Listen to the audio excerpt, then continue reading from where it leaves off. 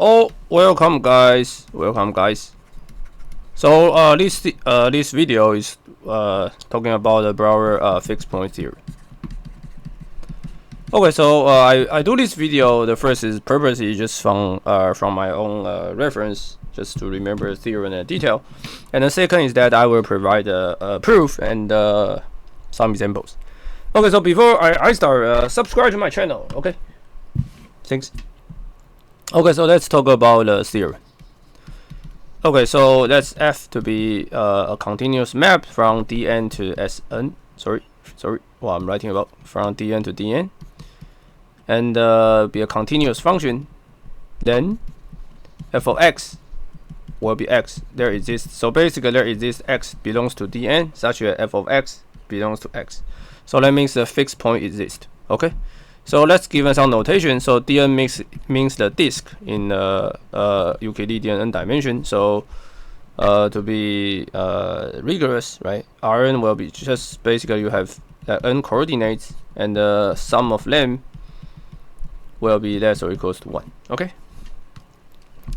So the easy examples, let's say D1. Oh, by the way, n should be greater or equal to 1. Okay. So D1 will be the interval from -1 to 1, right? And the D2 will be a disk with the radius 1. So basically, it's the region that this is x, this is y. So this theorem tells you that if you map to a closed disk, in the closed disk, right, there will be some points called x, right, such that the f of x will be x. Okay, so this is the idea of Brouwer fixed point theorem. So this theorem is interesting that it's very a strong sense of topology, right? And it looks like very difficult to prove use analysis. Okay, so before we start proof, maybe let me just working on some trivial example or some talk about details. Okay, so naive case is n equals to 1, right? Suppose you are the guy you first listen about this theorem, then you can you want to prove yourself, right? So you know that there will be continuous. If you have a continuous function to -1 to -1. Then there exists x, right, belongs to -1 to 1, such that f of x equals to x. Okay, so from this point of view, let's first talking about this close. So close is really important. Okay, and the reason is that if you define a -1 open interval to -1 1 open interval, and you define f of x to be let's say x plus 1 divided by 2, right? Then there's no fixed point, right? Because if you directly solve it, you solve it x plus 1 divided by 2 equals x, and what you get, right? You get x is 1, right? But your domain do not contains 1, right? So the close is really important. Also, if you change it to be r to r, then this is not okay, right? Because if you define f of x to be x plus 1, there is no fixed point. Sure, right? Because you add 1. So that means compact is really important. Okay, and also so the disk is really important. So you cannot use like a hole or using like annulus. Okay. So for example, I mean you can define okay, so let's suppose that your region is this. Some annulus, and then you define f of x to be, let's say, negative x, right? And the fixed point is will be x equals to 0. But there's no 0 in your domain, right? So the disk is really important, compact is really important, and the close is okay. So compact already contains close. So basically, if you want to generalize this theorem, you need to remember this Dn, right? This Dn must be so it must be a disk, right? It must contains no holes, and the compact, and yeah. So basically, I just want to use n equals to 1 this or n equals to this trivial example to tell you that these disks are really very fundamental object. Okay. Yeah. So probably nobody cares. Not okay. So let's give a proof. So before we give a proof, maybe we just using, let's say n equals to 1, right? Let's prove n equals to 1 first, and yeah, because n equals to 1 is very easy, you can use calculus. If you remember calculus. Okay, so let's assume that you have a continuous function mapped to this and this, and I want to prove there's a fixed point, right? So I can assume that -1 is not equals to -1. and 1 is not equals to 1. And the reason is that if 1 is equals to 1, then or minus 1 is equal to minus 1, then I already have a fixed point. Okay, so I can assume this. Okay, I define a g of x to be f of x minus x. So it's obviously that g of negative 1 is something, right? Something between minus 1 and 1. And but so this is f minus 1 plus 1, right? But f minus 1 is something which above minus 1, right? So this guy is greater than 0. And the g of 1 should be f1 minus 1, right? But it's not, but f of 1 is not equal to 1, right? So it's less than 0. So by mean value theorem, there exists the c from minus 1 to 1 such that the g of c is 0. So f of c is c. Okay, so this is the fixed point theorem. Okay, so in n equals to 1, one can just use the calculus, and this is the mean value. I think it's not called the mean value. It should be mean value theorem, but or basically, it's not the mean value theorem differential, or like the basically using a continuous property. Okay. Okay, so now let's go to the algebraic topology proof. Okay, so let's talk about the general proof. As I've mentioned, hopefully you guys subscribe to my channel. Okay, so algebraic topology proof. Okay, so before diving in the algebraic topology proof, so in this video I will assume that you guys know what homology is. Okay. If you don't know, okay, I will explain the detail. I will explain like roughly the idea. So the idea is that there's for any like a topological space X, and you can construct the many abelian group. Let's say called H at 0 of X, H1 of X, to a lot. Okay, can be infinite if X has infinite dimension, and each of them is abelian group. Okay, and this is invariant. And also, if you have X mapped to Y, have a continuous function, then you will generate a continuous function. It will produce a group homomorphism from Hn of F to Hn of Y. So what this will be a group homomorphism. Okay. And also, I want to show that there's a result that I will not prove here. But if you go to the sphere from n-dimensional, minus 1 dimensional sphere with the homology minus 1, this will be z. Okay.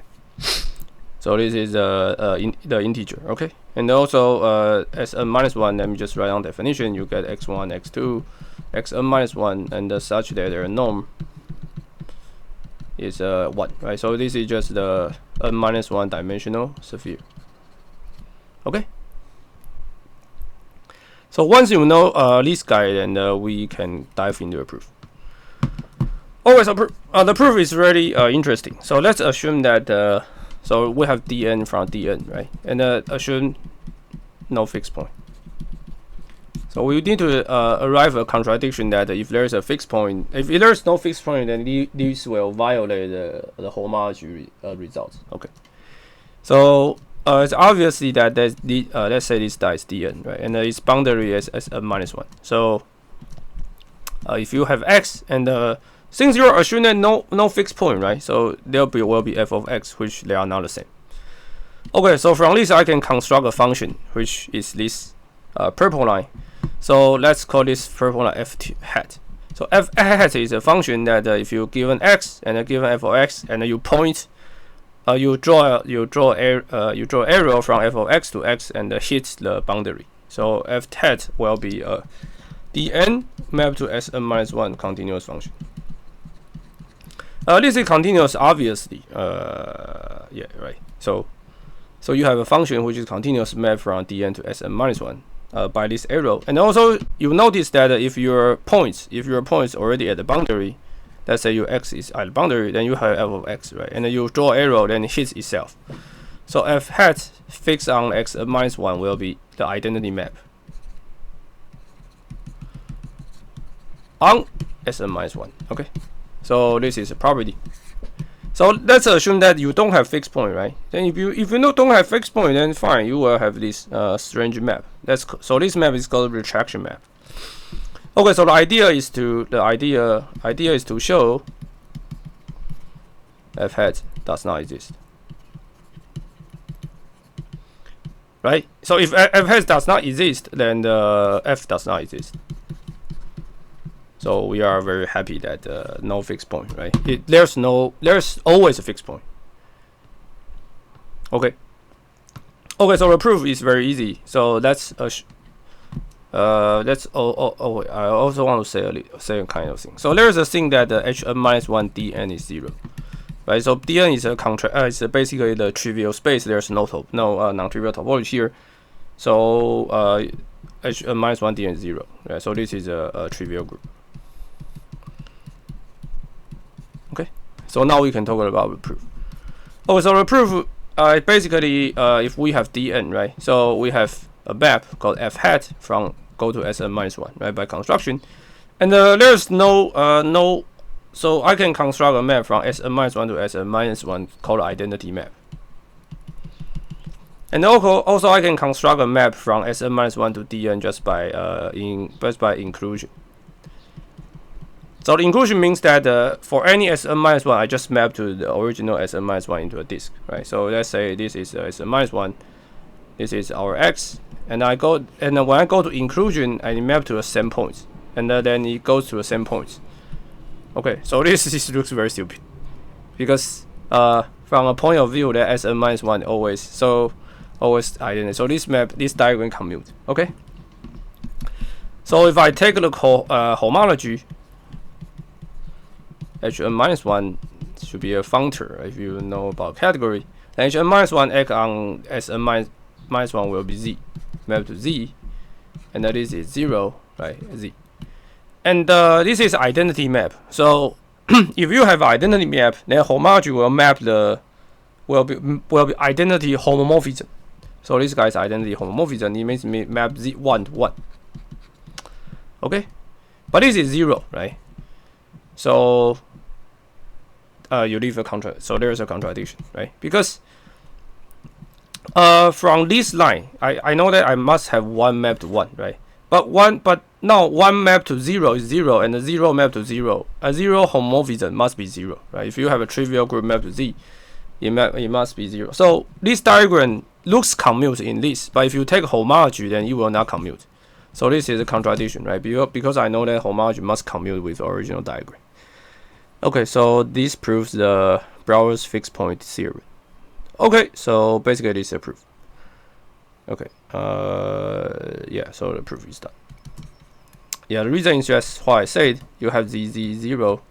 So if you have 1, it should map to 1, right? But 1 map to 0 is 0. 0 map to this must be 0. So 0 is not equals to 1 in z. Okay, that's it. So basically this is some example of Brouwer fixed point theorem, and I also talk about it. And the Brouwer fixed point theorem has many unusual consequences. So one very strange consequence is that okay, so let me just write down the statement and we will prove maybe in the future. So there is this strange theorem that the Brouwer fixed point theorem, right, will implies the Nash equilibrium exists. Yeah, and I don't know how to my spell is hard, right? Nash equilibrium exists. So this is very strange that Nash equilibrium is basically in the game theory, right? So it's like a theory, you use in game, or the mixed strategy, or maybe related to economy and computer science, right? But Brouwer fixed point is basically from algebraic topology, right? So from my point of view, it's very unusual that if you want to learn how to prove that Nash equilibrium exists, somehow that you must need to know the algebraic topology, right? But the problem is that in order to prove the easiest way to prove Brouwer fixed point theorem is to use the group cohomology or homology. So somehow, like, if you don't know the algebraic topology, then to prove Nash equilibrium exists is really strange. It's really hard. So this is an amazing connection that the importance theory in the game theory basically based on the algebraic topology. Oh, just for fun. Okay, I will see you guys in the next videos.